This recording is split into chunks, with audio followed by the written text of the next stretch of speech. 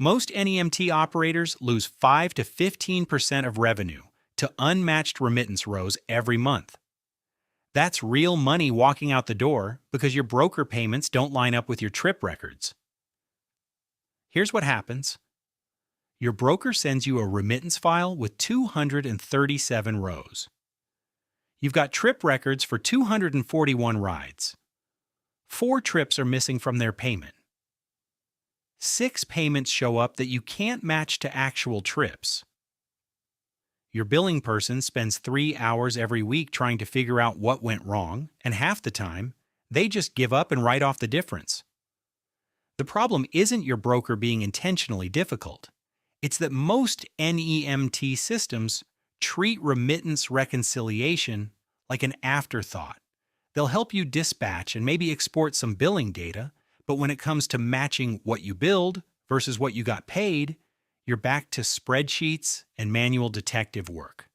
Here's what we're going to cover: the 3 biggest reasons your remittance files don't match, and the specific workflow changes that'll fix them.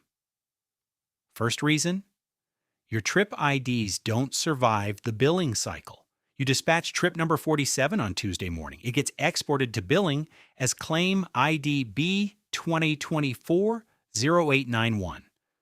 The broker processes it and sends back payment reference MTM 44456672. By the time you're looking at the remittance file, there's no clean way to trace that payment back to the original dispatch record from Tuesday. The fix is maintaining what we call a trip lineage table. Every trip gets one internal ID that stays constant from dispatch through billing, through remittance. When you export to billing, you keep a cross-reference. When the broker sends back payment data, you can trace it all the way back to the original pickup. Most operators try to do this in their heads or with side spreadsheets. That doesn't scale past about 50 trips a week. Second reason: you're not tracking partial payments and adjustments properly. The broker pays you $43 for a trip you billed at $48.50. Is that an underpayment you need to appeal? A rate adjustment you forgot about? A duplicate deduction from last month? Without proper status tracking, you treat every discrepancy like a mystery. The right approach is flagging every remittance row as paid, underpaid, overpaid, unpaid, or pending. Underpaid rows go to your appeals queue. Overpaid rows get flagged for broker follow-up before they claw it back next month.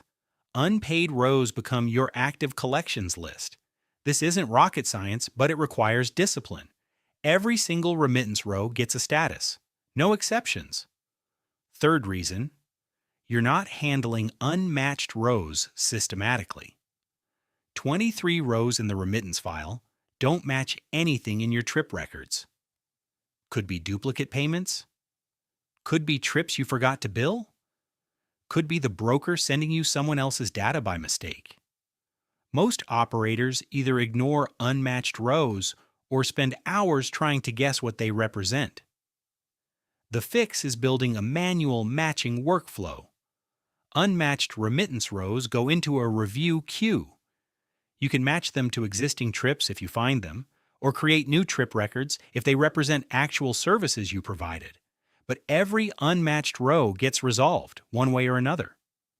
This is where a lot of operators lose money.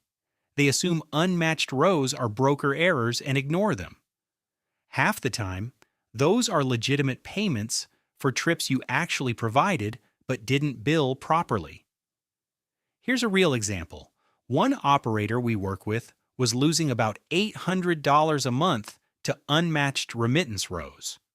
Turned out the broker was using a different member ID format than what they had in their system. Same people, same trips, but the IDs didn't line up. Once they built a proper matching workflow, they recovered that $800 in the first month and prevented future losses. The math is simple.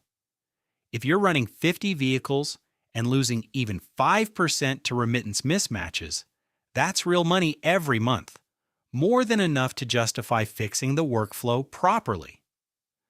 If you're tired of playing detective with your remittance files every month, hit subscribe. We break down the operational workflows, that actually move the needle for NEMT operators. No theory, no fluff, just the stuff that saves you time and money in dispatch, billing, and compliance. 5 to 15% revenue leakage adds up fast. Fix the workflow, keep the money,